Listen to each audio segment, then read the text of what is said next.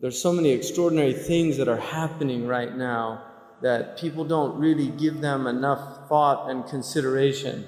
Because Muslims are people that read signs. We're people that read signs. Our book is a book of signs. It's a book of ayat. And Allah subhanahu wa ta'ala gives His prophets ayat.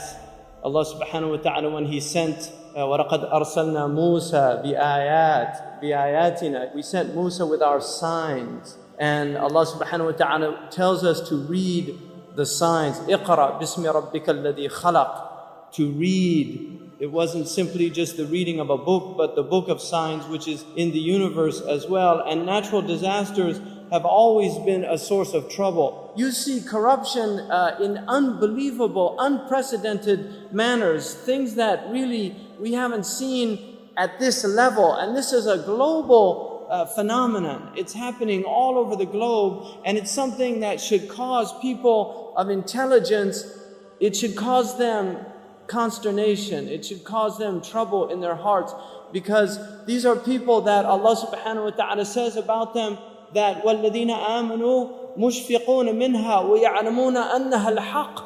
That the people who believe are concerned about the signs of the hour, the signs of the last days. They're concerned about it, and they know that it's true from their Lord.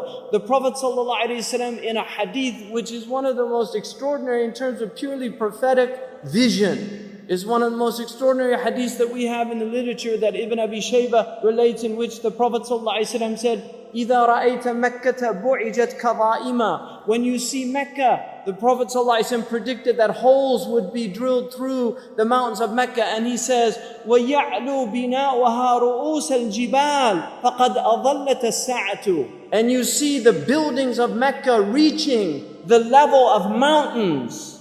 You see the buildings of Mecca reaching the levels of mountains. He said, know that the shade of the hour has encompassed the planet. And the believers, when they see these things, it concerns them. The Prophet said, لا تقوم الساعة حتى تزول الجبال عن أماكنها. The end of time won't come until you see mountains removed from their places. When I was in Mecca, there's mountains have been removed from Mecca. Quwaiquan, one of the mountains that's known as the Ahad al-Akhshabain. When the angels came to the Prophet ﷺ and they asked him if he wanted to see the mountains, that they would يطبقهما على Quraysh. One of them was Abi Qubays and the other was Quwaiquan. Quwaiquan has been removed. It's gone. It's no longer there. The mountain is gone. A mountain that the Prophet ﷺ walked in its shade. A mountain that the Prophet ﷺ probably climbed as a boy. This mountain is now removed. The Prophet ﷺ said, لا تقوم الساعة حتى يتهارج الناس تهارج الحمير. That the end of time won't come until people are like animals, openly. I was on the Arabian Peninsula with my family, walking on the beach, and I came upon people in a public beach having sexual intercourse. In a public beach on the Arabian Peninsula. I'm not making this up. This is the level of fasad that is happening on our planet. He said, sallallahu alayhi wasallam, that one of the signs of the end of time is civilized people would walk with their thighs exposed in the marketplaces. Badiyatul afkhaz fil aswaq. Pens, he said, would be everywhere. He said that people, out of their love of the world, you would get two-income families. That people would be two-income families. That he said a woman will, out hirsan ala dunya, tu'inu zawjaha ala tijara. Out of love for this world, she'll work like her husband to earn livelihood, neglecting the children. Some people are forced to do that, and there's no blame on that. But there's people that just out of love of dunya, they will abandon their children and go out. These are the things that are happening around us. And these are things people have to wake up, because this is a religion that calls people to wake up. What have we done that is causing this trouble? And this is something that was true of peoples all over the world. Whenever calamities confronted them, they would always ask themselves. These are people that are in touch with their fitrah, with their inherent nature.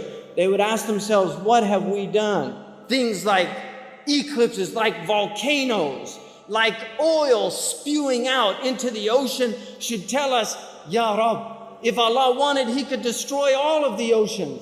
ظهر الفساد في البر والبحر بما كسبت أيدي الناس. This foulness has revealed itself in the oceans and on the land because of what your own hands have been doing, because of what you have been doing. You know, they had a National Geographic and there was a group of Mauritanian fishermen and they went out to fish and they didn't catch any fish. And so, you know what they said? It's our sins.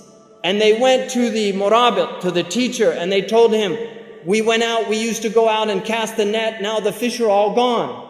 If you want the sabab, the material reason, it's because the Japanese, the Russians, the Americans, they're fishing those waters like crazy. But still, they understood. How does this relate to us? You can blame the other, but it's happening to you. And he told them to make tawbah. This is on the documentary itself. He told them to make tawbah, to ask Allah. And they did that. And then they went out, cast their nets, and fish came into the net. That's fitrah people. Those are people of fitrah. The United Nations announced that the fish are going. And this is Ibn Abbas in the tafsir of the verse, ظهر الفساد in Surah Al-Rum, that the corruption has revealed itself in the land and on the sea. He said in the sea, the diminishment of fish because of the sins of people. And this is something that human beings have now completely forgotten. We have spiritual Alzheimer's disease. That's what the humanity is suffering from, a type of spiritual Alzheimer's disease. We've forgotten who we are, who we belong to, where we've come from, where we're going, what we should be doing in the meantime. This is the state of humanity.